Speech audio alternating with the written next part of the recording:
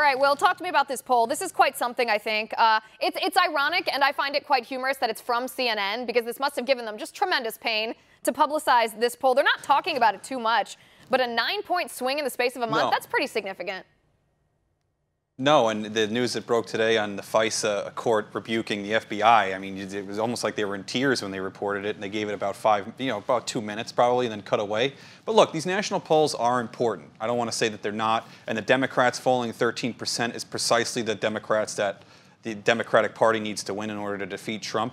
But look, national polls, again, don't really matter that much because that's not how the president actually wins. Remember, Hillary Clinton got more votes in total than Trump did. It's the polling in these, key states, Pennsylvania, Wisconsin, and Michigan, and in the Rust Belt in general, that matters, and that's where Trump's really winning. This impeachment battle has really backfired. Trump's support is somewhat growing. They keep showing national polls, and they are important to a degree, but no one's really saying that's not how you win the presidency. It's these voters on the ground in these swing states. That's what's most important, and the Democrats are really losing on that. And look, Nancy Pelosi knows it. There was part of her that never wanted to run this impeachment. This is why she's rushing it through now. She could have waited to see if, you have Schiff calling for wants Bolton, or Schumer wants Bolton, and Mulvaney questioned in the Senate. They could have waited for the Supreme Court to, adjudicate those cases because they didn't respond to the subpoena, but they didn't. They're rushing this through. They're terrified to some degree. They know that in 2020 it's going to be very difficult for them to win. And to extrapolate on your opening segment there, they're already saying that the 2020 election's rigged, that he's already cheated.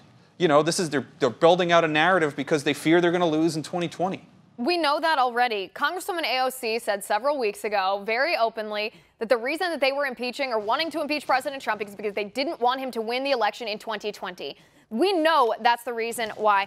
Talk to me a little bit. You mentioned Schumer's call. Schumer wants to call witnesses in the Senate, the inevitable Senate trial. We know the Democrats in the House, by the way, are going to impeach. I mean, it would be nice if some of these 30 red state Democrats actually grew a backbone here and stood up for what was right and didn't try to impeach him just based on partisan hackery, we'll call it. But we know that they're going to. That's fine. That's fine. It exposes their true colors. It's going to go to a Senate trial.